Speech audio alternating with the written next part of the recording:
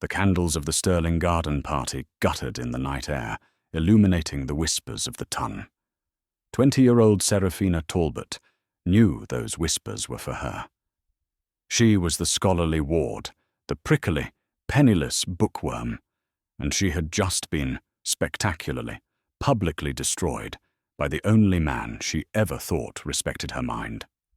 As the laughter of Lord Alistair Vane and his new fiancée, Lady Beatrice, echoed behind her, Seraphina fled. She ran from the manicured lawns, from the judging eyes, and into the estate's infamous, overgrown maze. She fled the garden in tears, and the most feared duke in London, Rhys Blackstone, followed her into the dark. The Stirling annual garden party was not merely an event, it was the battlefield upon which the London season was won or lost. Tonight, Seraphina Talbot was losing.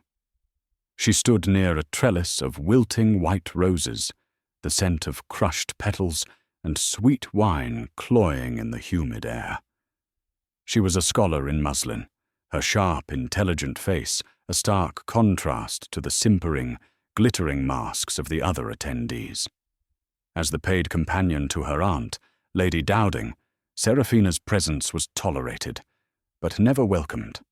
Her refusal to engage in vapid gossip and her preference for books over balls had earned her the title of Lady Dowding's prickly ward.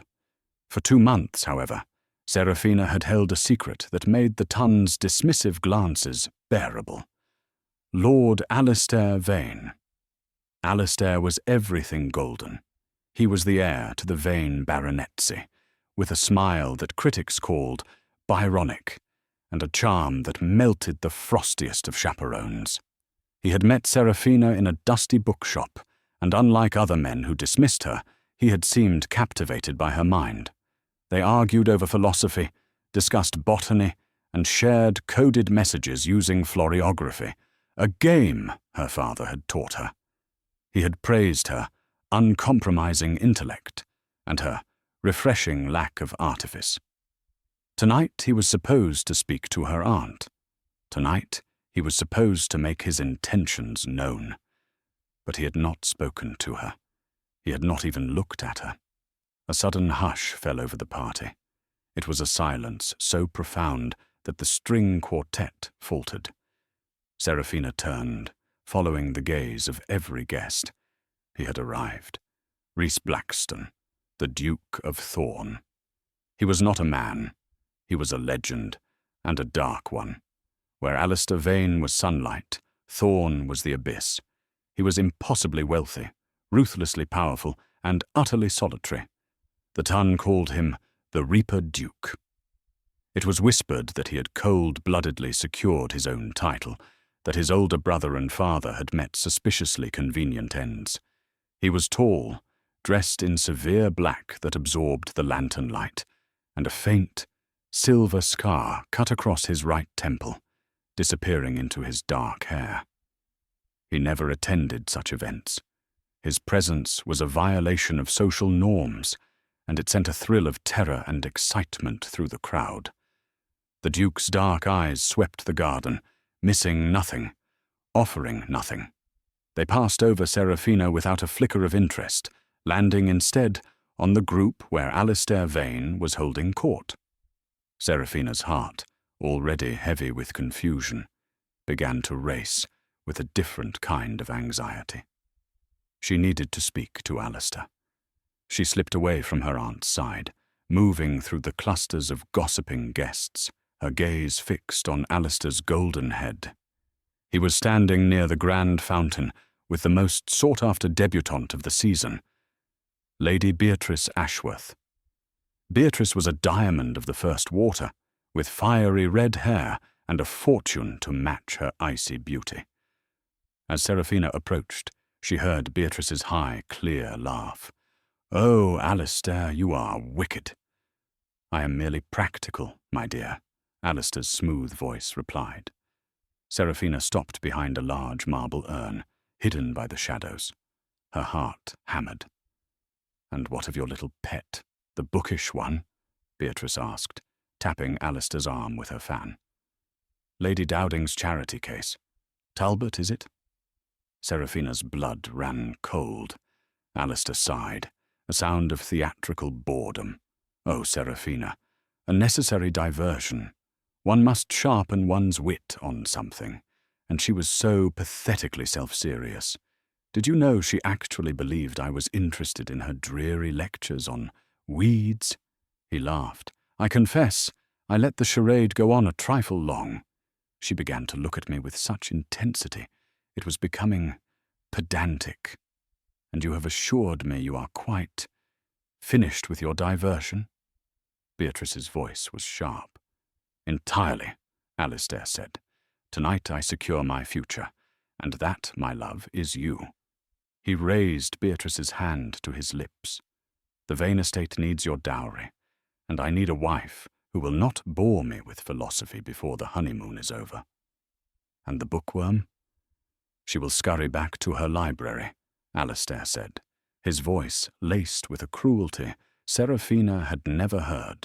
Penniless, plain, and now quite thoroughly proven a fool. The world tilted. The music, the laughter, the scent of roses, it all turned to ash in Seraphina's mouth. This was not a misunderstanding. This was a vivisection. He had not just misled her. He had used her intellect as sport, a diversion. A small, sharp intake of breath escaped her. Alistair and Beatrice turned. Their eyes widened, not in shame, but in annoyance. Then, in Beatrice's case, sheer malicious triumph. Ah, Alistair said, his face hardening. Miss Talbot, eavesdropping is a most unbecoming trait. But so fitting for her station, Beatrice added, her smile a slash of red. Every eye in the garden was on them. The whispers were no longer whispers. They were a roar. Seraphina saw her aunt, Lady Dowding, her face pale with fury, not at Alistair, but at Seraphina, for creating a scene. Shame, hot and absolute, burned away Seraphina's shock. She was exposed, a fool stripped bare for their amusement. She did not cry. Not yet. She just turned and ran. She ran past the smirking debutantes and the horrified matrons. She ran from the light of the main lawn, past the terrace, and towards the darkest part of the Stirling estate, the great labyrinth. It was a looming, 10-foot-high hedge maze, famously overgrown and left to decay.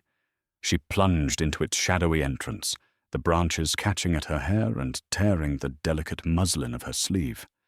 She didn't stop until she was deep inside, the sounds of the party muffled by thick, damp yew. She finally collapsed onto a cold stone bench, hidden from the world. And then the tears came. They were not gentle. They were agonizing, silent sobs of rage and humiliation that tore at her chest. She was ruined. Her reputation, her future, her heart, all of it, shattered in a single, cruel moment. A twig snapped. Seraphina froze, her breath catching. She scrubbed at her tears, her heart leaping into her throat. Who is there? A tall, dark figure stepped from the shadows of the maze. The faint moonlight that pierced the hedges glinted off the silver scar at his temple. It was the Duke of Thorn. Seraphina scrambled to her feet, stumbling back. Of all the people, the most feared man in London. He did not move closer. He simply stood, his face an unreadable mask of shadows. His voice, when he spoke, was a low, gravelly baritone that seemed to hum in the enclosed space. A foolish place to cry, Miss Talbot. The ground is damp, and you will ruin your slippers. Though, he added, his gaze flicking to her torn sleeve, I suppose that is the least of your concerns. Seraphina's terror warred with her humiliation. To be found in this state, by this man. She wiped her face, though she knew the tear tracks were visible. Your Grace, you followed me. I did not, Rhys Blackstone corrected, his voice devoid of pity. I was already here. I find the company of you preferable to that of fools. He had been in the maze the whole time. Had he heard? Did he know? Then I shall leave you to your solitude, Seraphina whispered, attempting to move past him. He blocked her path with a single, subtle step. He was an imposing physical presence, and the narrow pathway left her trapped between him and the damp, looming hedge. You will not, he stated. Your aunt, Lady Dowding, has already departed. Seraphina's stomach plummeted. What? She was seen accepting a place in Lady Ashworth's carriage alongside Lord Vane and his new fiancé. She looked displeased. I suspect she will not be sending a carriage back for you. Abandoned. Her own family had left her here, at the mercy of the Ton, to cement her status as a pariah. The realization was a fresh wave of sickness. Tears are a currency, Miss Talbot, the Duke said, his voice still cool, analytical. You are spending them on a man who is bankrupt of decency. A poor investment. You know nothing of it, Seraphina snapped, her despair giving way to a spark of anger. I know that you ran away from the house, not towards it, he observed, his dark eyes seeming to pierce the gloom. You ran from shame, not towards safety. Interesting. Most women of your station would have fainted into the arms of the nearest matron, seeking allies. You sought only escape. He was dissecting her, and it was unnerving. He was not kind, but he was not mocking her either. He was simply watching. He reached into the breast of his severe black coat and produced a handkerchief. It was not the delicate perfumed silk of a Ton gentleman. It was fine, dark linen. He held it out. She stared at it, hesitant. Take it, he commanded, not unkindly. The night air is cold. She took the handkerchief, its clean, sharp scent of sandalwood and starch, a strange comfort. As she dabbed at her eyes, he spoke again. Lord Vane is a fool. Because he is cruel, Seraphina asked bitterly. No, the Duke replied, his gaze intense. He is a fool because he thought you were a mere bookworm. He failed to see the blade. Seraphina looked up, stunned. What did he mean? Before she could ask, he gestured back the way he had come. There is a private gate at the north end of this maze. My carriage is waiting. I will see you home. Your Grace, I cannot, Seraphina stammered. My reputation, to be seen with you. A short, dry laugh escaped him. Your reputation, Miss Talbot, was just incinerated in front of 200 people. You are currently standing in a dark maze with the Reaper Duke. Frankly, I believe we are well past the point of propriety. He was right. She was already ruined. What did one more scandal matter? Silently, she followed him. He moved through the labyrinth with an easy, unnerving familiarity, as if the darkness was his natural element. He did not offer her his arm. He simply led the way, his broad shoulders a bulwark against the night. He led her to a small, iron gate, almost swallowed by ivy. Beyond it, a gleaming black carriage, bearing a ducal crest, waited on a private service road. The coachman, a figure as imposing as his master, opened the door without a word. The Duke motioned for her to enter. Seraphina climbed in, her tattered dress feeling like a beggar's rags against the plush, dark leather. The Duke followed, settling opposite her. The carriage was spacious, but his presence seemed to consume all the air. The journey to her aunt's townhouse in Mayfair was agonizingly silent. Seraphina sat stiffly, the borrowed handkerchief clutched in her lap. The Duke did not pry. He did not offer meaningless comforts. He simply sat, his gaze fixed on the passing shadows of London, his profile looking as if it were carved from granite. Seraphina found herself studying the scar. It was not a dueling scar. It was too jagged for that. It looked almost like a burn, old and white against his skin. As the carriage slowed to a stop outside Lady Dowding's residence, Seraphina finally found her voice. "Your Grace, why? Why did you help me?" Rhys Blackstone turned his head, his eyes meeting hers in the gloom of the carriage. For a moment, the analytical mask seemed to slip, revealing something far more complex beneath. "Lord Vane's cruelty was inefficient," he said, as if that explained everything. "And I have an abiding dislike for wasted potential." He opened the carriage door, stepping out and then turning to offer her his hand.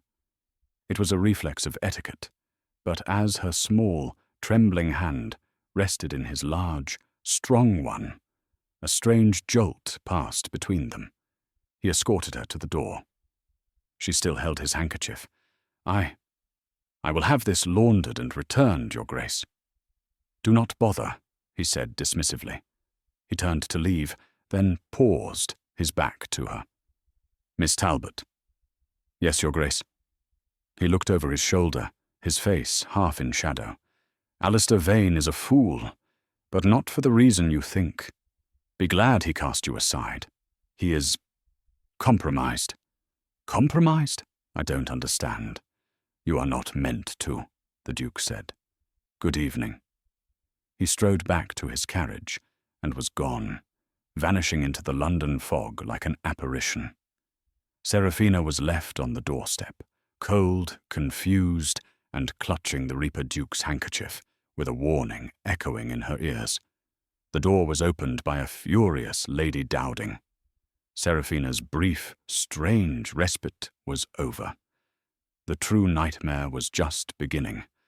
The next 2 weeks were a special kind of hell. Lady Dowding was incandescent with rage. Seraphina had not only failed to secure a match, she had made herself, and by extension, her aunt, a laughingstock. She was confined to the townhouse, her meagre belongings half-packed, awaiting her aunt's decision on where to banish her. The ton was viscous. Rumours flew that Seraphina had thrown herself at Lord Vane, that her sharp tongue had finally driven him away, that she was mentally unstable. Alistair Vane and Lady Beatrice Ashworth, meanwhile, were the toast of the town. Their engagement was celebrated, their callousness painted as a necessary defence against a desperate, prickly spinster. Seraphina's life was over. She would be sent away to be a governess in some damp, remote corner of Northumberland, her intellect and spirit left to atrophy. Then the letter arrived. It was not a flimsy, perfumed note. It was a heavy card of thick, black stock, delivered by a footman in the severe grey and black livery of the Duke of Thorn. The seal was a raven clutching a key. It was not an invitation. It was a summons. "Miss Talbot, be at Thorn House. Tuesday, 3 o'clock. Thorn." Lady Dowding, upon seeing the crest, had nearly fainted. The only thing worse than being a pariah was being summoned by one. She insisted Seraphina go. "Perhaps he means to offer you a post," she hissed. "A housekeeper. Whatever it is, accept it. You are no longer welcome here." At 3 o'clock precisely, Seraphina stood before the towering, soot-stained facade of Thorn House. It was a fortress in the middle of Mayfair, its windows dark, its gardens severe. She was shown in by an imposing butler named Hemlock, who led her not to a drawing-room, but to the Duke's library. It was the largest room Seraphina had ever seen, dwarfing the Sterling ballroom. It was 2 stories high, lined floor to ceiling with books. There were no frivolous decorations, only maps, astronomical charts, and artifacts from Egypt and Rome. A fire crackled in a cavernous fireplace.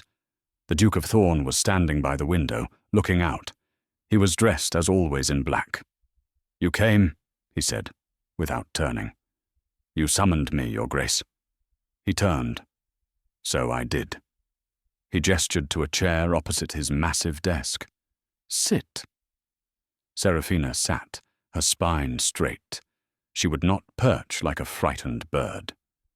The Duke did not sit. He prowled the room, his hands clasped behind his back. "You are ruined, Miss Talbot," he began, with the same bluntness as in the maze. "Your aunt intends to send you to the country. You will be a governess for the Throckmorton family.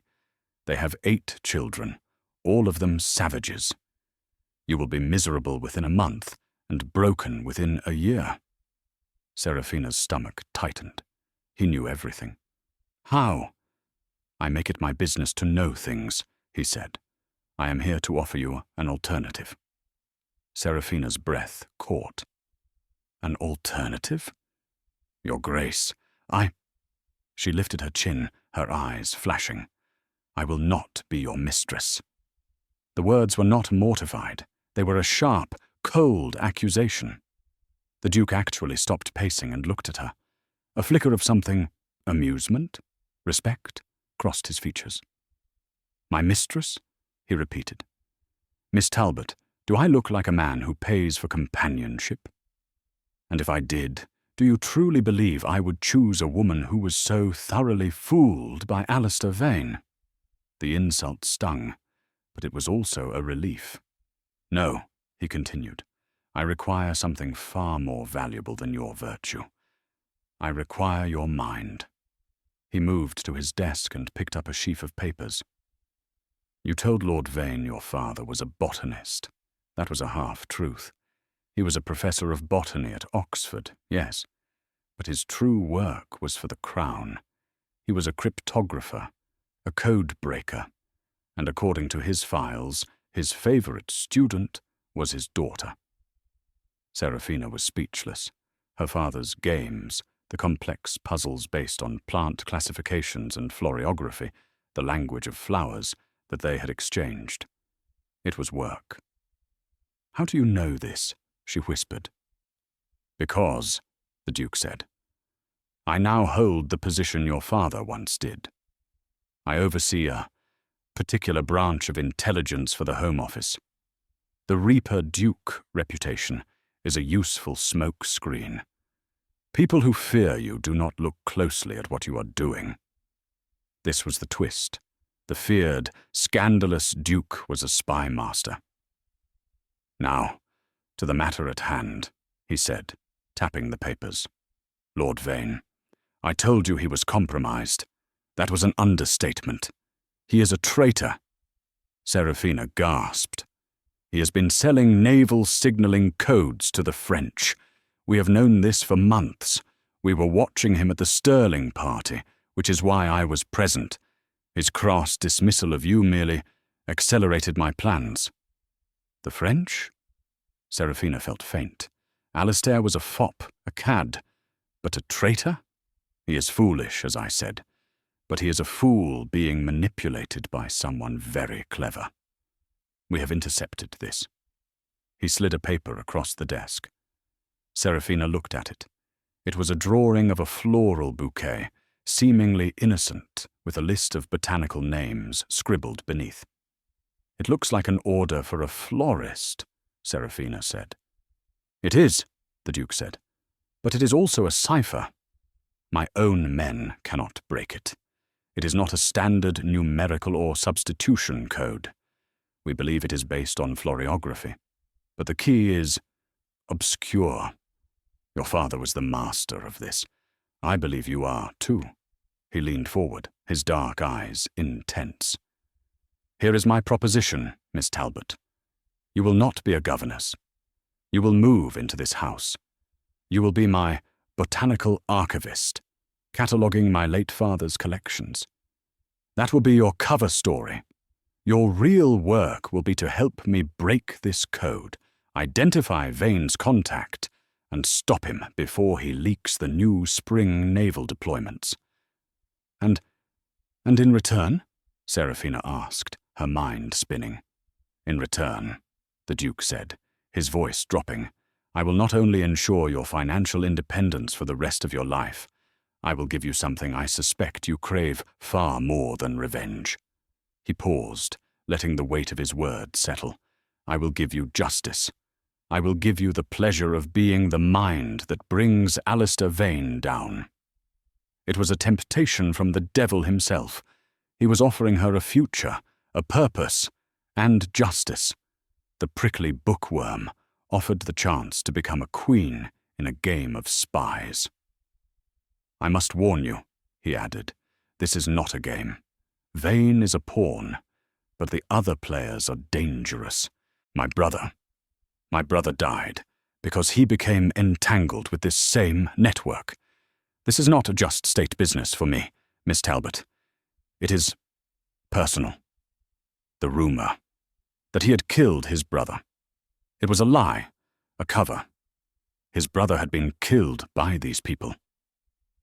Serafina looked from the Duke's scarred, intense face to the coded message on the desk. This was a world of shadows, intrigue, and real danger. It terrified her. But the alternative, the 8 savage children in Northumberland, the slow death of her spirit, was a different kind of terror. She straightened her spine, meeting the Duke of Thorns' gaze. When do I begin? Serafina's life transformed. She was moved from her aunt's suffocating townhouse to a suite of rooms in Thorn House. They were starkly furnished but comfortable, and, most importantly, they adjoined the library. Her cover as a botanical archivist was surprisingly real. The late Duke had been a passionate collector, and Rhys, he insisted she call him Rhys in private, as Your Grace was inefficient, had her spend her mornings cataloguing dried plant specimens. The afternoons and evenings, however, were spent in the Duke's private study, a room even more secure than the main library. The work was the most difficult, exhilarating thing she had ever done. Rhys was a demanding colleague. He was precise, logical, and had no patience for emotional outbursts. But he was also brilliant.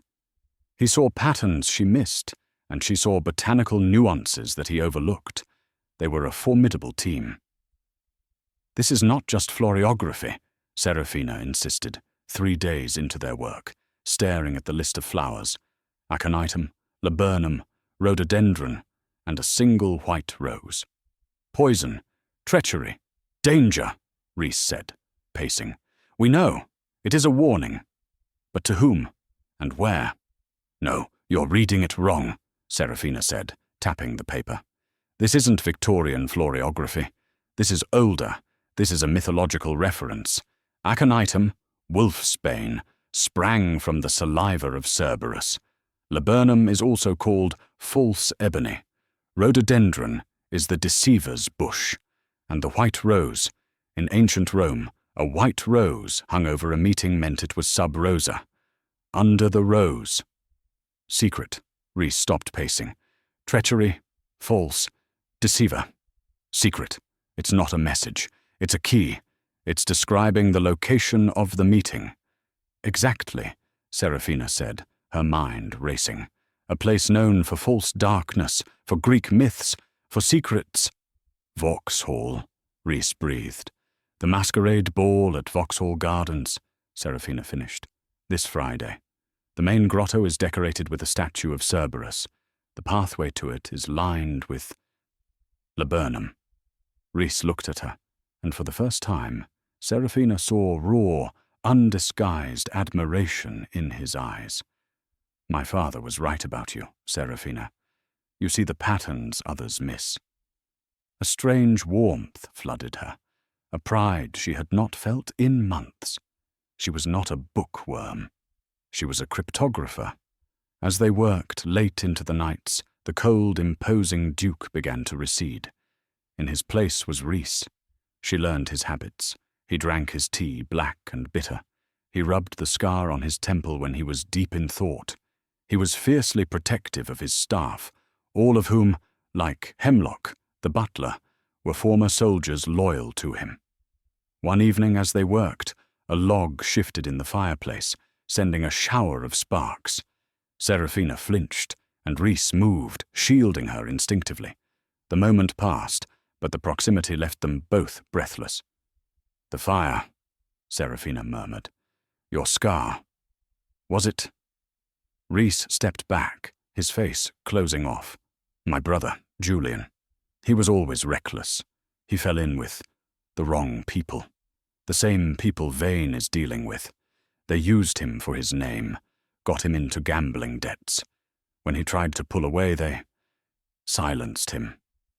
They set a fire at our country estate to destroy his records. His voice was flat, devoid of emotion, which was more terrifying than rage. I arrived too late. I pulled him from the flames, but it was too late. The Ton needed a monster, so they decided I had arranged it all. I found the reputation useful. Fear is a better weapon than affection. That's why you're doing this, Serafina whispered. It's not just for the crown. I will dismantle the organization that killed my brother, Serafina, brick by brick. And Vane. Vane is the first brick. The plan was set. They could not simply arrest Vane at Vauxhall. They needed his contact, the brain behind the operation. They will exchange the naval codes there, Rhys said. We must intercept them and identify the contact. I will go, Serafina said. Absolutely not, Rhys countered. It is a masquerade. It is chaotic, dangerous. You are a civilian. And I am the only one who knows the code, Serafina argued, standing. What if they communicate verbally? What if Vane uses a botanical phrase? You need me there. You need my brain on site, not just my translation. Vane knows you. He fears you. Your presence will put him on guard. But me? She gave a bitter laugh. I'm the pitiful bookworm. He will not even see me. He will look right through me. I can get closer than any of your men. Rhys stared at her for a long, tense moment. She was right, and they both knew it. Very well, he conceded, his voice tight with reluctance.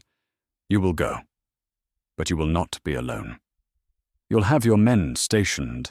No, Miss Talbot, he interrupted, his dark eyes burning into hers.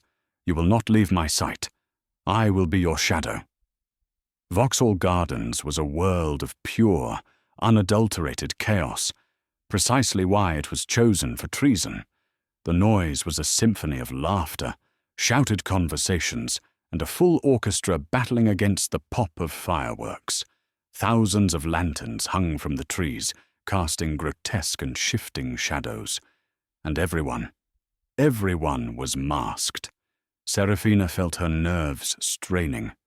She was dressed as Persephone, queen of the underworld. The gown Rhys had provided was not the white muslin of a debutante. It was a staggering creation of deep midnight blue velvet, cut in a way that was both elegant and scholarly. A delicate silver domino mask hid her features. She was, for the first time in her life, anonymous and powerful. A tall figure emerged from the shadows of the carriage. Serafina's breath caught. Rhys was masked as Hades, the god king. He was not in his usual black. He wore a severe, dark grey, Roman-style tunic over black trousers, with a black cape lined in deep crimson. A formidable, dark iron mask, shaped like a stylized skull, covered the top half of his face, accentuating his harsh jaw and the scar at his temple. He looked less like a duke and more like a god of war. He held out his arm. My queen. His voice, low and slightly muffled by the mask, sent a shiver down her spine. She placed her hand on his arm. This was not the bumbling Alistair. This was a man of solid, controlled power. Your men are in place? Serafina asked, her voice trembling slightly. My best, he said. They are disguised as footmen, gardeners, and a particularly unconvincing harlequin. But our primary task is observation. We must identify the contact. Do not engage. Do not speak to Vane. Do you understand? Yes. They entered the throng. It was suffocating. People drank, flirted, and shouted. Serafina and Rhys, however, moved through the crowd with purpose. His hand rested lightly on the small of her back, a silent, grounding pressure. The orchestra began a waltz. Rhys stopped. "We must blend," he murmured, his voice close to her ear. "To stand still is to be noticed." He turned and pulled her into his arms. Serafina had only ever danced the polite, arm's-length quadrilles. This was different. He held her firmly, confidently, guiding her into the steps. She was clumsy at first, but he was an infuriatingly graceful, powerful dancer. He steered her through the chaos of the dance floor, his body a solid wall against the jostling crowd. "Look for him," he ordered, his breath warm against her temple. "But do not be seen looking." She scanned the crowd over his broad shoulder. "I see him. Apollo. How trite." Alistair Vane was dressed as the sun god, in a golden tunic that was already stained with wine. He was laughing, his mask askew, and on his arm, dressed as Aphrodite in a scandalously sheer gown, was Lady Beatrice Ashworth. "He is moving," Rhys said, his body tensing. Towards the grottos, Rhys expertly maneuvered them off the dance floor, using the crowd as cover. They followed at a distance, melting into the shadows of the dark walk. They reached the grotto dedicated to Cerberus. It was a faux cave, dripping with moss and water, the statue of the three-headed dog looming within. Vane looked around nervously, then slipped inside. Beatrice, surprisingly, didn't follow. She fanned herself, looking bored. "I am going in," Serafina whispered. "He will not see me in the dark." Serafina. No. But she was already gone, slipping from his grasp like a shadow. She crept into the damp, narrow entrance of the grotto, her heart pounding. Inside, it was nearly pitch black. She heard Vane's nervous voice. "Are you here? I have it. I have the deployments. I don't like this. It's damp." "Stop whining, Alistair." The voice was female, sharp, aristocratic, and chillingly familiar. A figure stepped from behind the statue, holding a small hooded lantern. The light illuminated the fiery red hair and cold, beautiful features of Lady Beatrice Ashworth. Serafina clamped her hand over her mouth. Beatrice? Not Vane's contact. Vane's master. You were outside," Vane stammered. "A simple trick. I had my maid wear a duplicate costume and fan. The fool is still out there, distracting my chaperone." Beatrice sneered. "Now give it to me." "Beatrice, I must protest," Vane said, his voice weak. "This is treason. I thought we were just passing harmless business ledgers. You said it was to ruin a few of your father's rivals." "You thought what I told you to think," Beatrice snapped, her voice like ice. "My family has backed the losing side for a generation. My father lost his fortune, his title, all because he chose the wrong political allies. The crown took everything. Now, I'm taking it back, one naval secret at a time. And you, my dear, pathetic Alistair, were my key. Your father's position at the Admiralty was too perfect. But we are to be married," Beatrice laughed, a sound devoid of all humour. "Oh, Alistair, did you truly believe that? You are as much a diversion for me as Miss Talbot was for you. You are weak, you are a liability, and your usefulness has just expired." She snatched the oilskin-wrapped packet of codes from his hand. She then produced a small, velvet bag. "Your final payment." Vane grabbed it, relief on his face. "Thank you, Beatrice. I will go to America. I will disappear." "Yes, you will," she said softly. She then produced a small, glittering vial. "And a toast. To our success. Wine?" "A special vintage," she said, uncorking it. "From my father's private collection. You deserve it." Serafina's blood turned to ice. Aconitum, laburnum, rhododendron, poison, treachery, deceit. Beatrice was not just ending their association. She was silencing him. Permanently. Before Serafina could even think to move, a heavy hand gripped her shoulder from behind.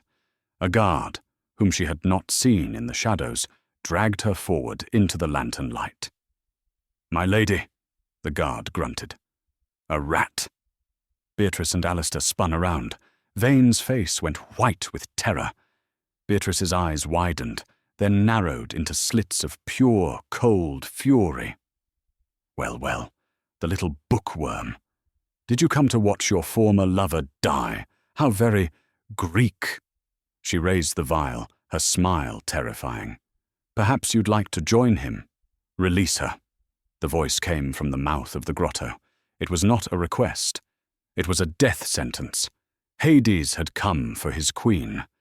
Rhys Blackstone stepped into the light, his iron mask glinting, his cape swirling around him like the wings of a great dark bird. The grotto, which had felt claustrophobic, now seemed to shrink to the size of a coffin. Beatrice's guard, a hulking man, shoved Serafina towards Vane and drew a heavy blade. "Your Grace," Beatrice sneered, recovering her composure with frightening speed. "The Reaper Duke. How fitting. Come to claim your souls." "I have come for yours, Ashworth," Rhys said, his voice a low growl. He was not looking at the guard. He was looking at Beatrice. "Bold words," she spat. "You have no proof. Only the word of a ruined spinster against mine." "Kill him," she ordered the guard. The man lunged. Serafina cried out, but it was over before the sound echoed. Rhys did not move like a duke. He did not fight like a gentleman. He moved like a street brawler, a soldier. He sidestepped the blade, grabbed the man's wrist with one hand, and delivered a single, brutal strike to the throat with the other. The guard collapsed, gurgling, clutching his neck. Alistair Vane, seeing the violence, whimpered and dropped the bag of coins, fumbling for the exit. I had no part in this. She forced me." "Coward!" Beatrice shrieked at him. But her eyes were on Rhys, filled with a new, dawning horror. Rhys took a step towards her. "The game is over, Beatrice." "It is never over," she cried, her face twisting in rage. And in a movement almost too fast to see, she turned, not on Rhys, but on the closest, weakest target. She lunged at Serafina, the poison vial raised, not to make her drink, but to smash it in her face. "Serafina, move!" Rhys roared, but Serafina didn't flinch back. She reacted. In the grotto, as part of the rustic decoration, was a set of iron wall sconces holding botanical torches, thick sticks of waxed rope. With a single, desperate motion, Serafina grabbed the lit torch from the wall and thrust it forward like a sword. The flame caught the sleeve of Beatrice's delicate gown.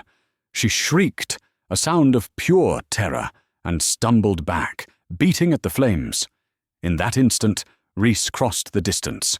He ripped the oilskin packet from her free hand and seized her wrist, twisting it until the vial fell from her fingers and shattered on the stone floor. "You've lost," he said, his voice flat. "Have I?" Beatrice hissed, the flames extinguished, her arm smoking. She was beaten, but her eyes were still full of venom. She looked at Serafina with pure hatred, then back at Rhys. "Still playing the hero, Reaper?" she taunted, her voice ragged. "Still trying to save everyone? Just like you failed to save Julian?" Rhys froze. His grip on her arm tightened, and a sound of pure pain escaped his throat. This was his wound. This was the name that truly broke his mask. "You," he breathed. "Oh, yes," Beatrice whispered, savoring the moment. "You thought it was just politics? Just money? Your brother wasn't just in debt to my associates. He was in love with me. He was weak, just like Alistair. And when he threatened to expose me, well, accidents happen."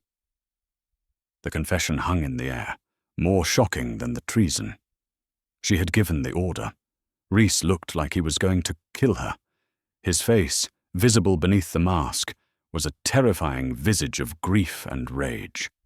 It was Seraphina who spoke, her voice clear and cold in the tiny space. "And that's why you failed, Beatrice." Beatrice stared at her. "What?" "Your entire hypothesis was flawed," Seraphina said, her voice shaking but gaining strength. "You prey on weak men, Alistair, Julian. But you miscalculated the rest of us. You thought I was a bookworm, so you dismissed me as irrelevant. And you thought he," she nodded to Rhys, "was a monster. So you never analyzed him as a man." The sound of footsteps echoed from the tunnel. Rhys's men, the Harlequin and the Gardeners, swarmed in, followed by the Bow Street runners. The trap was sprung. Alistair Vane, who had been captured trying to crawl out a water drain, was dragged in, sputtering and covered in slime. "It was her, all of it!" he shrieked, pointing at Beatrice. Beatrice merely smiled, a cold, dead smile. She looked at Rhys. "You have your monster, Duke. You have your treason, but you will never get your brother back." The runners seized her. She did not resist. As they led her away, she passed Seraphina, her eyes burning. You will always be the bookworm. And you," Seraphina replied, "will always be the woman who lost to her." The grotto was suddenly, blessedly, quiet.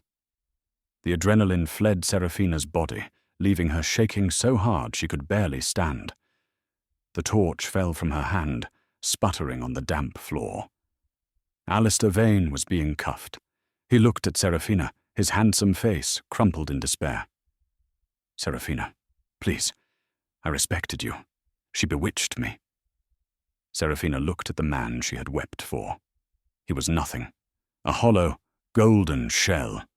She felt no anger, no hatred, only a profound, cold pity. "You were always a fool, Alistair," she said, her voice steady. "You just chose the wrong person to underestimate." She turned her back on him. She was alone in the grotto with Rhys.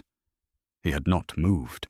He was staring at the spot where Beatrice had stood, his hands clenched into white-knuckled fists.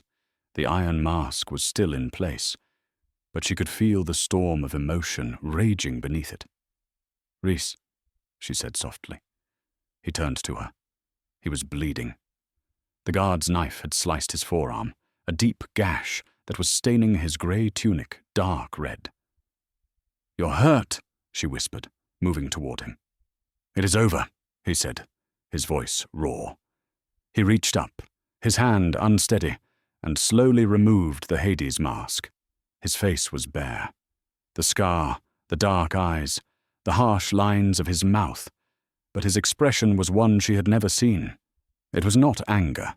It was not triumph. It was a raw, aching vulnerability. The Reaper Duke was gone. He looked at Seraphina, truly seeing her, the woman who had faced down her tormentor, who had uncovered the truth, who had stood by him in the dark.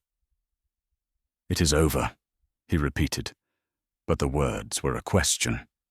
She took the linen handkerchief, his handkerchief, which she had kept all this time, from her sleeve and pressed it firmly against the wound on his arm. Their eyes met. "No, Rhys," she said softly. "It is just beginning." The trials of Lady Beatrice Ashworth and Lord Alistair Vane for treason were swift, secret, and absolute. The Tun was scandalized. The Ashworth name was destroyed, and Alistair Vane, stripped of all titles, was transported to Botany Bay, a fitting, ironic end. Seraphina's name, by contrast, was not only cleared, it was elevated. The story that circulated, carefully crafted by the Home Office, was that Miss Talbot had been bravely working with the Duke of Thorn to uncover a spy ring, and her humiliation at the garden party had been aroused to get closer to Vane. She was a hero. Lady Dowding, in a stunning reversal, tried to welcome her back with open arms. Seraphina refused. As promised, The crown had rewarded her handsomely. She was now a woman of independent means. She had not accepted a grand house in Mayfair. Instead, she had purchased a small, charming cottage in Richmond, one with a sprawling, overgrown garden that desperately needed tending. Her work with the Duke was done. After the trial, he had escorted her to the cottage. The parting had been formal, strained. "You have everything you need?" he had asked, standing at her new gate. "Yes. Thank you, Your Grace." "For everything." "You earned it," he'd said. He had not called her Seraphina. She had not called him Rhys. The alliance was dissolved. He had bowed, mounted his horse, and ridden away. That was a month ago. Seraphina was on her knees in the damp soil, humming, her hands covered in dirt. She was planting. Hellebores. She was happy. She was free. Her life was her own. And yet, in the quiet evenings, the silence of her small cottage felt incomplete. She missed the towering, shadow-filled library. She missed the shared intensity, the sharp mind that challenged hers. She missed the man who looked at her not as a bookworm or a debutante or a spinster, but as an equal. A shadow fell over her. She looked up, shielding her eyes from the afternoon sun. He was standing at her gate. Rhys Blackstone. He was not the Reaper Duke.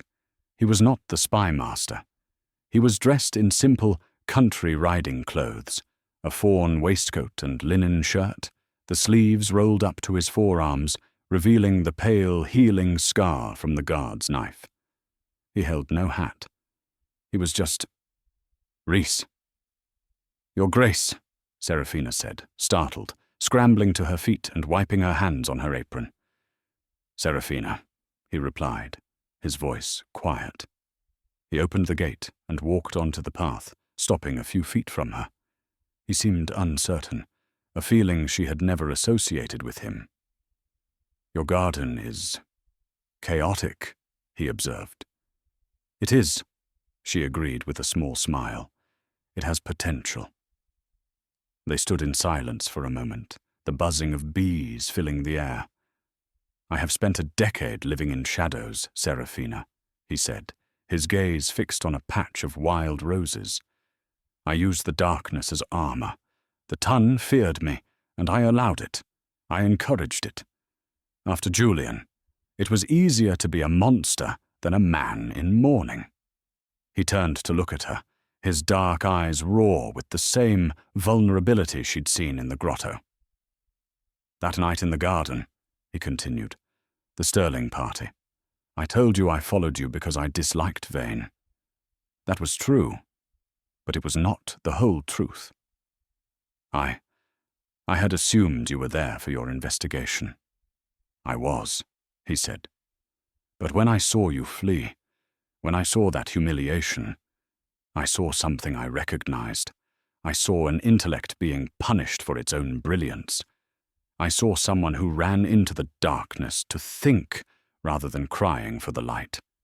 And I didn't want you to be alone in that darkness, because I have been alone in mine for so long."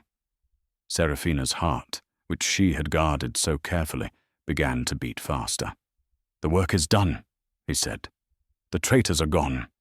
My brother is avenged, as much as he can be.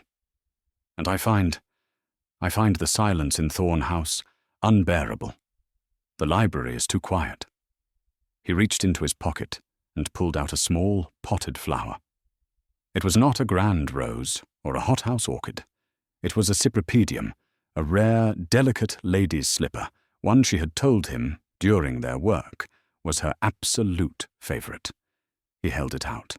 It was not a proposition. It was a confession. "I am not a spy master today, Seraphina. I am just a man. A gardener of a sort, I suppose.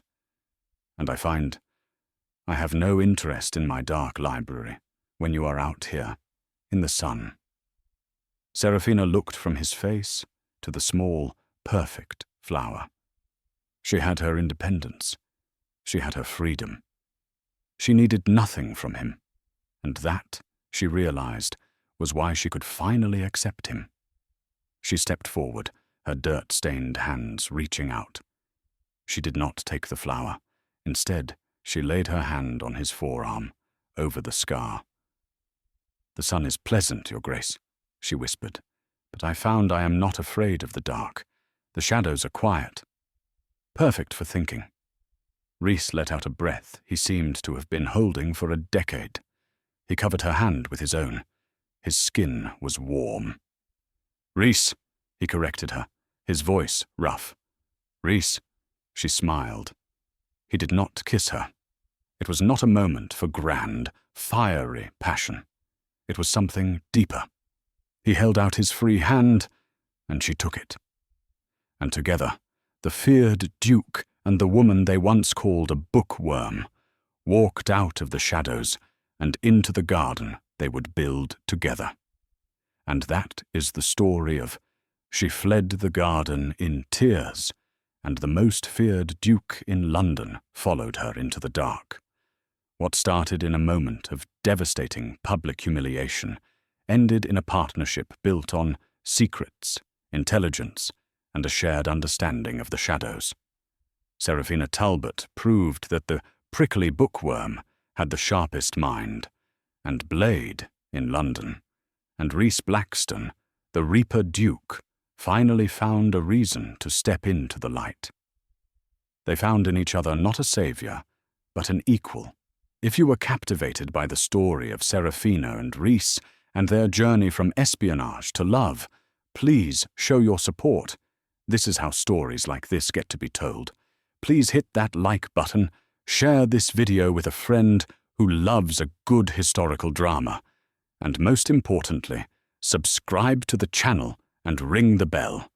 We have so many more stories of drama, twists, and powerful romance coming your way. Thank you for listening.